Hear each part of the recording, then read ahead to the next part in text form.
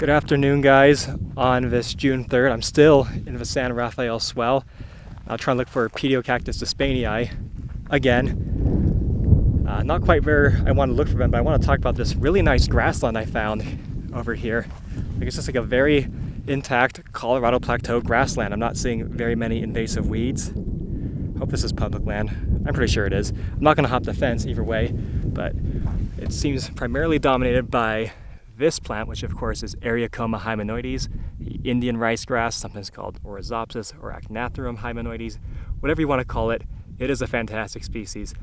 I like how the stems almost look like they're slightly inflated, almost like it reminds me a little bit of Eriogonum inflatum. I mean, not that much, but just a tiny bit for some reason. Very distinctive plant. We got a lot of this stuff, which I may have talked about before, but if I haven't, I'm really surprised because it is very common as well. This is Plantago patagonica. It's a species of Plantago that's actually adapted to these semi-arid sites as opposed to the normally wet areas you seem to find Plantagos in, like the introduced ones. Not sure why it's called patagonica. Maybe it's got a sort of amphitropical distribution. Probably not. It's very fuzzy too. Most of the Plantagos I think usually see are hairless.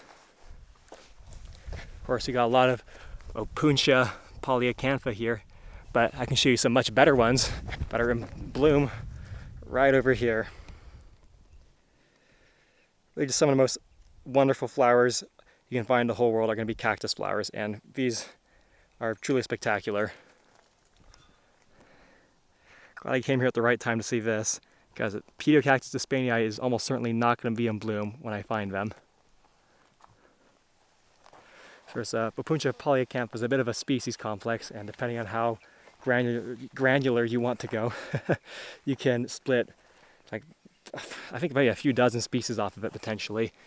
I mean, a few of them are much more widely recognized, others not so much, but you can just call every Opuntia that looks sort of like this Opuntia polyacantha if you really want to.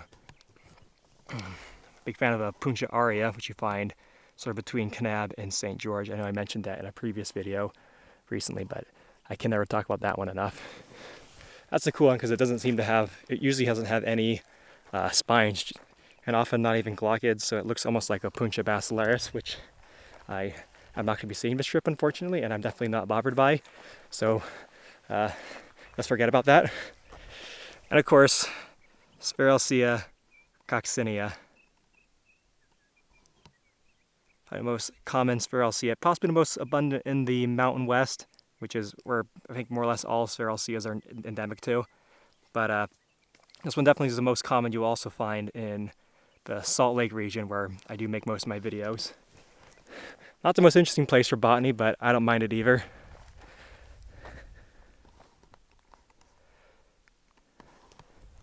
So Sphaeralceas are a member of the family Malvaceae. It's the name Globemallow. They are indeed mallow relatives. You can see some yellow Opuntia polyacanthas out there as well. Or maybe they're different species, who knows? It's a bit of a species complex. Well, I once again found myself on some badland formations, this time derived from the saltwash member of the Morrison Formation. That's, I believe, a late Jurassic in age. Probably not going to find a lot of Pediocactus despainii here, though I might find some more Sclerocactus wrightii. I just can't resist these places. I really love how these rocks are banded. Like, I don't know if those bands formed after the fact, or that's actually how, the colors that they were laid down with. I really just can't get enough of this. And as the name implies, I'm sure this soil's got a lot of, salts in them, be it, regular sodium chloride, or perhaps also calcium carbonate and gypsum, lots of clay, almost certainly alkaline.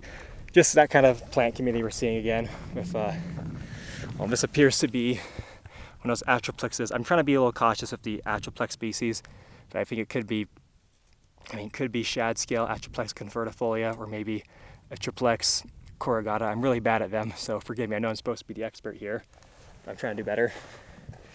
We got whatever this is. This one I'm just totally lost on. It does look like another Atriplex or otherwise member of Amaranthaceae. So the Plantago patagonica though, but I'm gonna run around here for a little bit before moving on. Here's one I'm pretty sure I haven't talked about yet. This I'm pretty sure is Townsendia incana. Of course, it's a member of Asteraceae. I'll put up whatever tribe it's a member of because I actually don't know, which is a little embarrassing, but it's a fairly common species in the San Rafael swell, though I know there's maybe like 10 other Townsendias that could be found within the swell. And there's a Townsendia jonesii not too far away from here, but I don't think that's it. So I think these ones are supposed to be, either, if they're not annuals or biennials, they're very short-lived perennials, and that's kind of all I know about them, but they do look really cute for sure. I wonder if the Saltbush member of the Morrison Formation is good for fossils. I know some of its members are fantastic, at least. I've been in the lower ones. It's like where we see all the great Jurassic age fossils from western North America come from. I mean late Jurassic, like Allosaurus, Camptosaurus, Camarasaurus, OG Brachiosaurus, Apatosaurus. I could just go on and on. I really love dinosaurs, actually. I don't talk about them a lot on this channel, but it's something I'm kind of obsessed with. Maybe I should go fossil hunting sometime. I'm probably talking about dinosaurs so much right now because there's not a lot to talk about in the world of plants, so I think I'm going to move on soon. Okay, I got one more location, which I'm at right now, but I can try and look for Pediocactus despainii. This is probably the best spot I'm going to have to try and find this species, but this is really just a big shot in the dark with the information I have. It was really a shot in the dark to find Sphaeralcea rhydiae earlier today in my previous video, so if I don't find it, I mean, I give my all. I mean, I'm sure some of you guys, if you watch this video, will be saying, dude, you were so close. You're just a couple hundred feet away from where I noticed some plants growing. But like I said, it's kind of insider knowledge where some of these plants grow. And you really got to go off some pretty small clues. But I'm excited still. I'm going to have a good time. Of course, the habitat I'm in right now is much more like what I was on yesterday when I was hunting for Pediocactus despainii, sort of open pinyon juniper. Got a Pinus edulis, a 2-needle pinyon. Really great tree in my opinion, and a critical food source for the pinyon jay, which I've been seeing a few of. One took a dump in my car earlier, but they're like some of these 2 pinyon jays come up and they're like hovering right in front of my car. I didn't realize they could hover so well. I was really shocked by it, but I think they're pinyon jays too. But yeah, really, really smart birds. It seemed like they're maybe trying to fight with my reflection or doing some kind of mating ritual thing with each other. But whatever it was, I was really excited to see them. And then we got, of course, Juniperus osteosperma, the Utah juniper common in both the Great Basin and the Colorado Plateau. 2 great tastes that go great together. As before, there's a lot of, I'm almost bored of this now, the Phacelia crenulata, so I'm not going to talk too much more about it, save that I'm, once again, surprised that it's not just a Mojave plant. It's fairly widespread in the Colorado Plateau.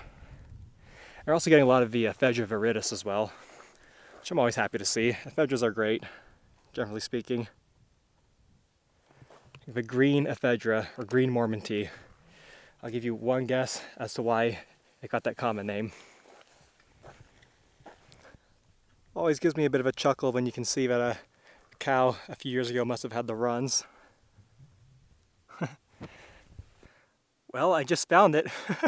I think it was only about 15 minutes from my car when I first saw this, and I don't need to really do much double checking. The only other thing it could conceivably be is Pediocactus simpsoni, but that one has central spines and this one does not, which is characteristic of despainii. So this is pretty clearly what I was looking for. It's the right soil, it's the right shape and size, and it recesses. Look how much it recesses into the soil. That was what really shocked me the most about this specimen, is like just how far into the dirt it recesses. Like, it looks like it's at risk of being totally buried, and so it makes me wonder, does it do this every year? Like in the springtime when there's abundant rain, does it swell up and poke above the ground again so its flowers can get up? Speaking of which, it typically blooms in April, maybe into May, so I'm definitely too early to see that. Were they in bloom, it'd probably be easier to find, but man, I love this stuff.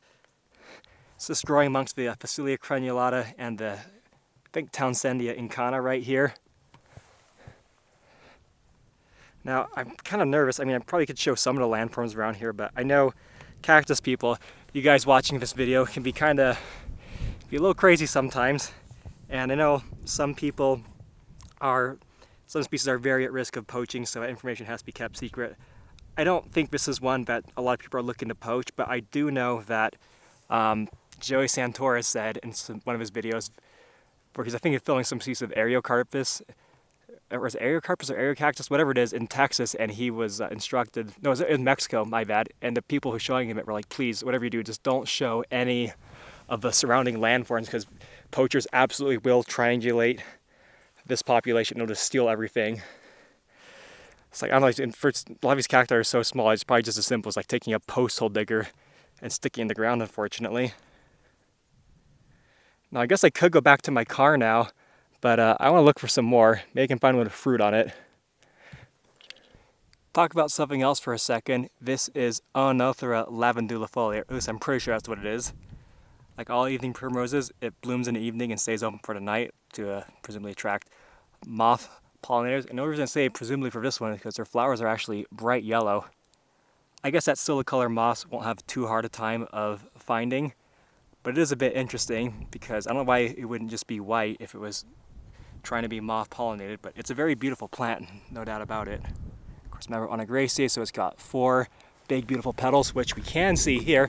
You know what, maybe they actually stay open sometimes a little bit later, because that would of course help. Oh no, my sunglasses. Here, trying to make the right color. But anyways, if they stay open into the daytime, they may be pollinated by butterflies sometimes, and I don't see there's anything wrong with that happening. Maybe it's evolving to be more butterfly pollinated in some cases. I don't know, but it's a cool plant in my opinion. And this, I think, is Lepidium either montanus or montanum. I believe the common native Lepidium you find in this region. There are some very invasive Lepidiums. I think most are actually introduced that you find here, but also some great native ones. There's actually some species of Lepidium native to Hawaii, which is interesting. Oh geez, now this is not great to see. There is Salsola tragus everywhere, also known as tumbleweed. That's the plant most commonly referred to as tumbleweed. Even though it's really a tumbleweed, it's more really a kind of habit that plants get into where they dry up and then become windblown to disperse their seeds, but really terrible plant, just a real nuisance in the West.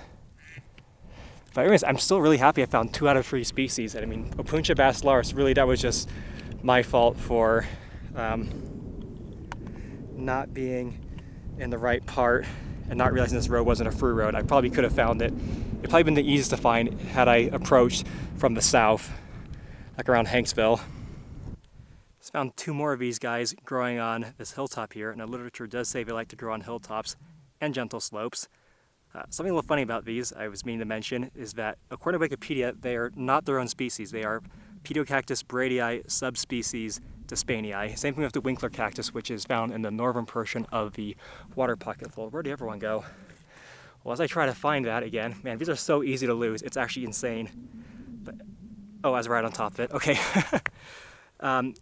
Pediocactus winkleri, it also considers a subspecies of bradii. However, all genetic research indicates that these 2 are most closely related to Pediocactus simpsoni. Now, I think this is all because in 1998, some guy who liked cactus a lot just basically assumed that they're related to bradii because they both, or say all 3 of them, do not have central spines. Simpsoni does have central spines, but again, all research indicates, and it is just chloroplast DNA to be fair, but still indicates that they are each other's closest relatives, Pediocactus despainii, winkleri, and simpsoni. So I guess because of that one guy, the literature has been poisoned for who knows how many, at this point close to 3 decades, and likely will be for longer. But anyways, winkleri and despainii are, no doubt, oh, there's another one, no doubt very closely related, and I think it's funny, the Flora of North America does state that the features you use to tell them apart are not so clear-cut, which I think is a kind of a fun way of saying they may not actually be separate species at all, but maybe in the future it'll be more reliable indicators and characteristics to tell them apart, but I do think they have been fairly well studied. This is a great site for this plant. I'm happy to see it, you know. I was thinking I wasn't going to see any more of these up here. On this sort of shaly talus slope, I'm noticing some of this Asclepias coming up. I believe it's Asclepias cryptoceras. That's the one that makes the most sense. I gotta work, you know, Asclepias is one of many genera I need to get more acquainted with because there's a lot of cool varieties out here. But yeah, some more interesting habitat. And there might be some Pediocactus at the top still. There's a good example of the Opuntia polyacantha with the yellow flowers I was trying to show earlier, to go back to the beginning of the video for a second. But either way, I think I've seen all I wanted to see today. I mean, there's other things I actually do want to see, but I'm probably going to wrap this up now. I don't really see the point in continuing this. So, unless I see something else, thanks for watching and see you next time.